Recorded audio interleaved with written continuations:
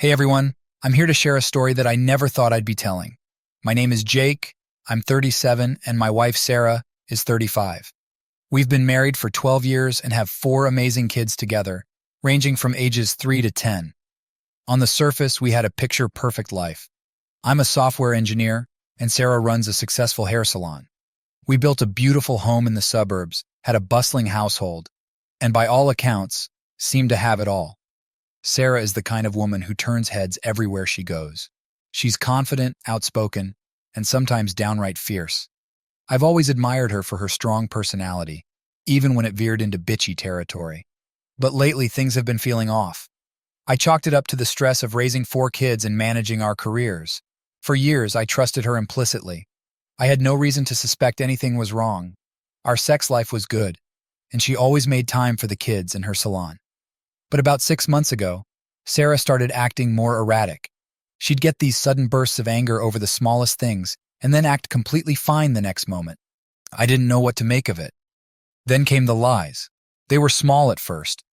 Little inconsistencies in her stories about where she'd been or why she was late. But they started to pile up. I'd confront her, and she'd get defensive, turning the argument back on me, making me feel like I was the one who was being paranoid.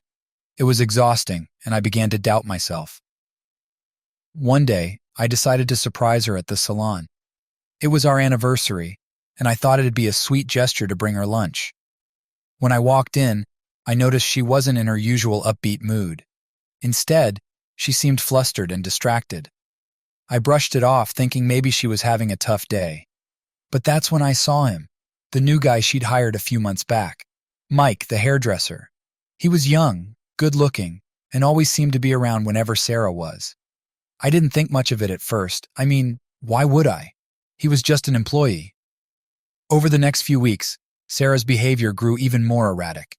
She'd stay late at the salon more often, claiming they were swamped with clients. One night, I found a receipt for a fancy hotel bar in her purse. When I asked her about it, she brushed it off, saying she and a few girls from the salon went out for drinks to celebrate a colleague's birthday. It didn't sit right with me, but I didn't push it. A few days later, my oldest son, Timmy, mentioned that Uncle Mike had been over at the house a few times while I was at work. That hit me like a ton of bricks. Why would Mike be at our house when I wasn't there? I tried to confront Sarah about it, but she exploded, accusing me of being overly suspicious and not trusting her. She stormed out, and we didn't talk for the rest of the night. I felt like I was losing my mind. My gut was screaming at me that something was wrong, but every time I tried to get to the bottom of it, Sarah would deflect and turn it back on me. I decided I needed to find out the truth, no matter how much it hurt. So, I started paying more attention. I checked her phone when she wasn't around, but she always kept it locked and guarded it like a hawk. I noticed she was wearing new lingerie and buying expensive perfumes, things she hadn't done in years. One day I even followed her after she left the salon, but she just went to a grocery store and then home. I was starting to think maybe I was just being paranoid. But then, it happened. The moment that changed everything. Update. Hey everyone. Thanks for sticking around. Here's the next part of my story, where things took a turn I never saw coming. So there I was, caught in this limbo of suspicion and self-doubt. Sarah was becoming more distant, and the tension in our house was palpable. It felt like I was constantly walking on eggshells. I knew something was up, but I couldn't put my finger on it. I decided I needed concrete proof before confronting her again. One Friday, I had to stay late at work for a project deadline. When I finally left the office, it was well past midnight. As I was driving home, I realized I hadn't heard from Sarah all evening, which was unusual. On a whim, I decided to take a detour and swing by the salon. It was a long shot, but something inside me just needed to check. When I pulled up to the salon, I noticed Sarah's car parked out front. The lights inside were off, but there was a faint glow coming from the back office. My heart started pounding. I parked my car a few blocks away and walked back to the salon, trying to be as quiet as possible. The front door was locked, but I knew where Sarah kept a spare key. I let myself in and crept toward the back. As I got closer, I could hear muffled voices and laughter. My stomach was in knots. I reached the door to the back office and paused. Part of me wanted to turn around and leave, to pretend I didn't know what was about to happen. But I couldn't. I needed to see it with my own eyes. I pushed the door open slightly and peered inside. There they were, Sarah and Mike, completely naked and entangled on the office couch. They were so absorbed in each other that they didn't notice the door opening. The sight of my wife with another man hit me like a freight train. It was like my worst nightmare had come to life. I stood there for what felt like an eternity, just watching in shock. Then, something inside me snapped. I pushed the door open wider, and it slammed against the wall. Sarah and Mike both jumped, scrambling to cover themselves. The look of horror on Sarah's face when she saw me standing there was something I'll never forget. "Jake, what the hell are you doing here?" she screamed, grabbing a nearby towel to cover herself. "I could ask you the same thing," I replied, my voice shaking with anger and betrayal. "How long has this been going on, Sarah?" Mike just sat there, wide-eyed and silent, clearly terrified. Sarah, on the other hand, switched gears in an instant. She went from shock to full-on hysteria. "It's not what it looks like," she shrieked, trying to come up with some pathetic excuse. "He was just what, Sarah? Just fucking you in your office while I'm at work, busting my ass to provide for this family? Is that what you were going to say?" I could feel my blood boiling. She started crying, big dramatic sobs that only made me angrier. "It didn't mean anything, Jake. I swear it was a mistake." "A mistake?" I laughed bitterly. "How many times, Sarah? How many mistakes have you made with him?" Her sobbing intensified, and she couldn't even look me in the eye. That was all the confirmation I needed. I turned to Mike, who was still sitting there, frozen. "Get the fuck out," I growled. "And if I ever see you near my family again, I swear to God, you'll regret it." Mike didn't need to be told twice. He grabbed his clothes and bolted out the door, leaving Sarah and me alone in the office. She was still crying, but I had no sympathy left for her. "We're done, Sarah," I said quietly. "I'm filing for divorce first thing Monday morning. Pack your things and get out of the house. I don't care where you go, but you're not staying with me and the kids." She tried to plead with me, to say it was a moment of weakness, but I wasn't having any of it. I turned and walked out of the office, not looking back. I got in my car and drove away, my mind racing with everything I needed to do next. When I got home, the house was quiet. The kids were asleep, blissfully unaware of the storm that was about to hit their lives. I sat down on the couch, my heart heavy with the weight of what had just happened. I knew the road ahead was going to be tough, but I also knew that I couldn't stay in a marriage built on lies and betrayal. That night, I barely slept. I kept replaying the scene in my head, wondering how I could have missed the signs for so long. But deep down, I knew that this wasn't my fault. Sarah made her choices, and now she had to live with the consequences. The morning after catching Sarah with Mike, I woke up feeling numb. I could hear the kids getting ready for school, their laughter and chatter a stark contrast to the turmoil inside me. I knew I had to keep it together for them, at least until I figured out how to tell them what was happening. I got up and went to the kitchen, where Sarah was making breakfast. She looked like she hadn't slept either. Her eyes were puffy and red, her hair disheveled. As soon as she saw me, she started to speak, but I cut her off. "Not in front of the kids," I said quietly. "We'll talk later." She nodded, her eyes filled with guilt and fear. The kids ran in, and I plastered on a fake smile, helping them with their backpacks and making small talk. It was surreal, pretending everything was normal when my entire world had just been shattered. Once the kids were off to school, I sat down at the kitchen table, facing Sarah. She sat across from me, wringing her hands nervously. "Jake, please let me explain," she started. "Explain what, Sarah? That you've been cheating on me with your employee? That you brought him into our home when I wasn't here?" "There's nothing you can say that will make this better," I replied, my voice cold. She started crying again. "I know I messed up, Jake, but it wasn't like that. It just happened. It didn't mean anything." "It didn't mean anything?" I repeated, incredulous. "You risked our marriage, our family for something that didn't mean anything? How many times, Sarah? How many times have you slept with him?" She hesitated, and I knew she was about to lie. "Just a few times, maybe 5 or 6. I shook my head, disgusted. "I don't believe you, but it doesn't matter. We're done. I'm filing for divorce, and I want you out of the house." "Jake, please don't do this. Think about the kids," she pleaded. "I am thinking about the kids," I said firmly. They deserve better than to grow up in a house filled with lies and betrayal. You need to leave." She broke down completely, sobbing uncontrollably, but I didn't feel any sympathy. All I felt was anger and a deep sense of betrayal. I stood up, leaving her there at the table, and went to find my phone to start making calls. First, I called my best friend, Mark. He was shocked when I told him what had happened, but immediately offered his support. He even offered to let me and the kids stay with him for a while if we needed to. Next, I called a lawyer. I knew I needed to move quickly, to protect myself and the kids. The lawyer was sympathetic and set up a meeting for later that day. I also called my parents, who were devastated but supportive. They promised to help in any way they could. By the time I finished making calls, it was almost noon. Sarah was still sitting at the kitchen table, looking utterly defeated. I told her I had a meeting with a lawyer and that she needed to start packing her things. She nodded numbly, knowing there was no point in arguing. The meeting with the lawyer was intense. He explained the process and what I needed to do to protect myself and the kids. He also advised me to gather as much evidence as possible of Sarah's infidelity, to strengthen my case. I mentioned the hotel receipt and the fact that Timmy had seen Mike at the house. The lawyer said that was a good start, but recommended I try to get more concrete proof if possible. When I got home, Sarah was in our bedroom, packing a suitcase. She looked up when I walked in, her eyes full of tears. "Where am I supposed to go, Jake?" she asked quietly. "I don't care, Sarah. Go to a friend's house, a hotel, anywhere but here. I'll explain things to the kids later," I replied, not meeting her gaze. She nodded and finished packing. When she was done, she walked over to me, hesitating before reaching out to touch my arm.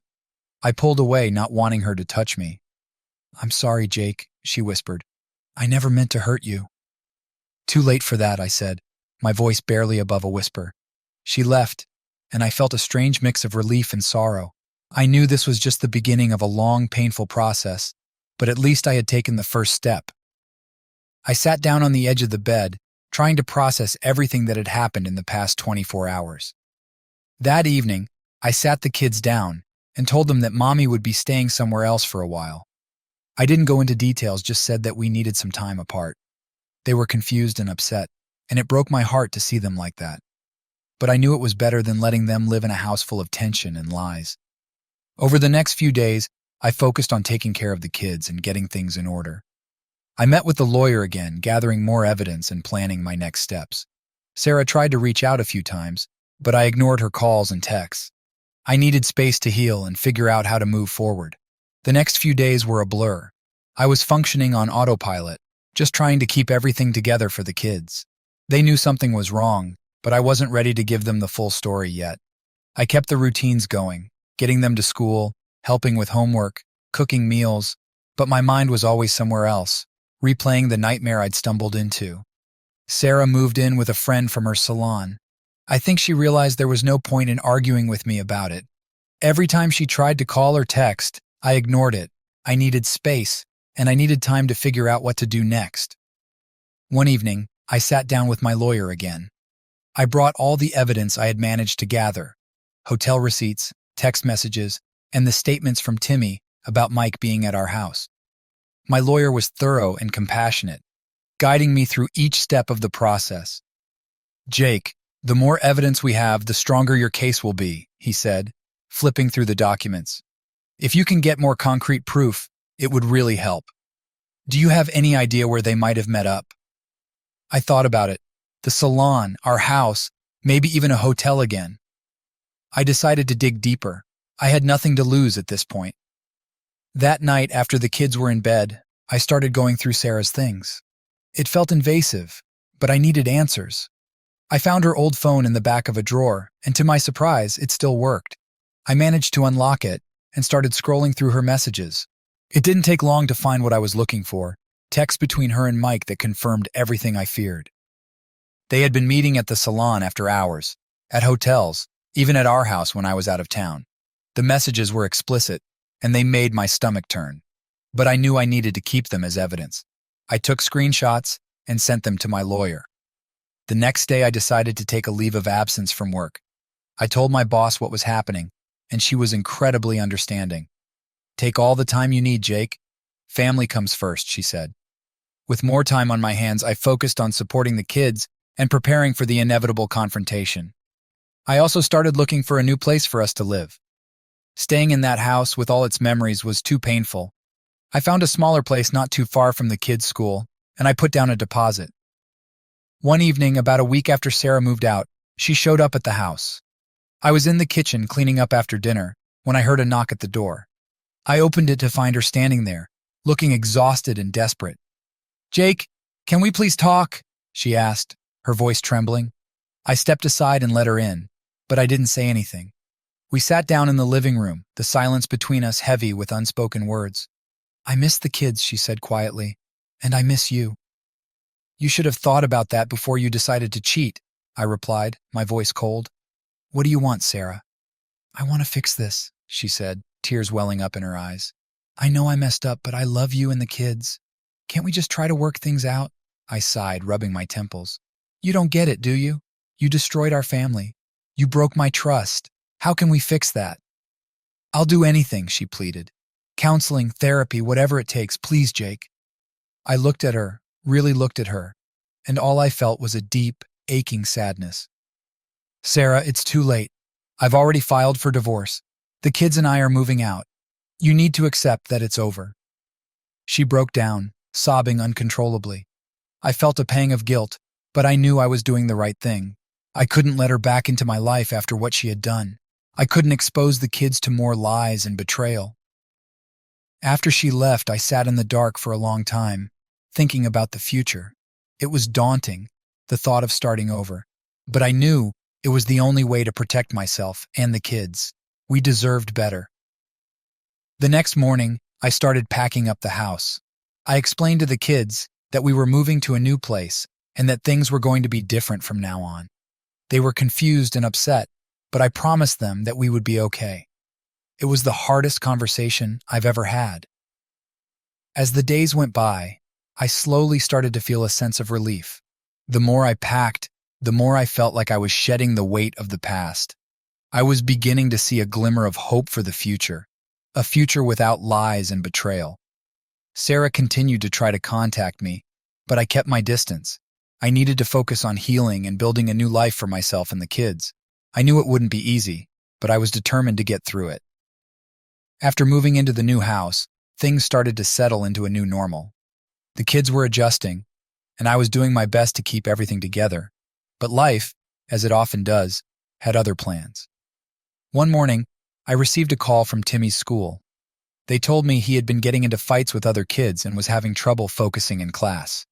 My heart sank. I knew this was a result of the upheaval in our lives, and it broke my heart to see my son struggling. That evening, I sat Timmy down to talk. "Hey, buddy, what's going on at school?" I asked gently. He looked down, fidgeting with his hands. "I don't know, Dad. I just get so mad sometimes." I took a deep breath, trying to stay calm. "Is it because of what's happening with Mommy and me?"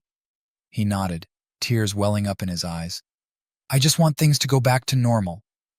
I pulled him into a hug, feeling his little body shake with sobs. "I know, Timmy, I know. But things are going to be okay. We're going to figure this out together." I decided it was time to get some professional help. I found a therapist who specialized in working with children and set up an appointment for Timmy. It was a difficult step, but I knew it was necessary for his well-being.